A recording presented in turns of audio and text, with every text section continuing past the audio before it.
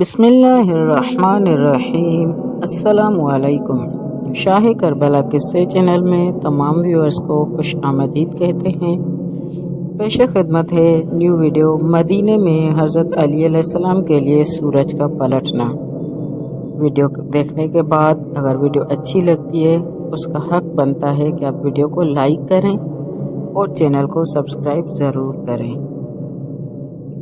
ابن شہر عاشوب نے حضرت ام سلمہ، اسماء بنت امیس اور جابر بن عبداللہ انصاری، ابن عباس، ابو سعید خدری، ابو ہریرہ اور امام جعفر صادق علیہ السلام سے روایت نقل کی ہے کہ رسول اکرم صلی اللہ علیہ وآلہ وسلم نے قراء الغمیم کے مقام پر نماز پڑھی۔ جب آپ نماز سے فارغ ہوئے تو آپ پر وحی نازل ہونے لگی۔ اتنے میں حضرت علی علیہ السلام آئے۔ انہوں نے آپ کی حالت وحی کو ملاحظہ کیا تو انہوں نے آپ کی پشت کو سہارا دیا اور غروب آفتاب تک وحی کا سلسلہ جاری رہا اور قرآن مجید اترتا رہا۔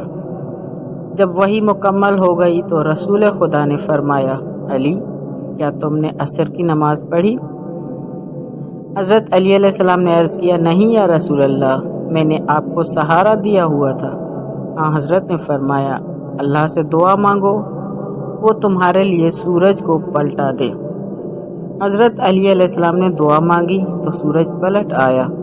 ابو جعفر طحاوی لکھتے ہیں، نبی اکرم نے دعا مانگی، پروردگار علی علیہ السلام تیری اور تیرے رسول کی اطاعت میں مصروف رہا، اس کے لیے سورج لوٹا دے۔ حضرت کی دعا قبول ہوئی اور سورج پلٹ آیا۔ حضرت علی علیہ السلام نے نماز عصر ادا کی۔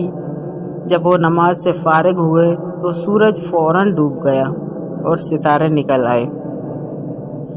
ابو بکر بن مہرویہ لکھتے ہیں کہ اسماء بنت امیس نے کہا، جب سورج غروب ہوا تو ہمیں یوں آواز سنائی دی جیسے لکڑی کو آرے میں چیرا جا رہا ہو، اور سورج پلٹنے کا واقعہ جنگ خیبر کے موقع پر مقام صحبہ میں پیش آیا۔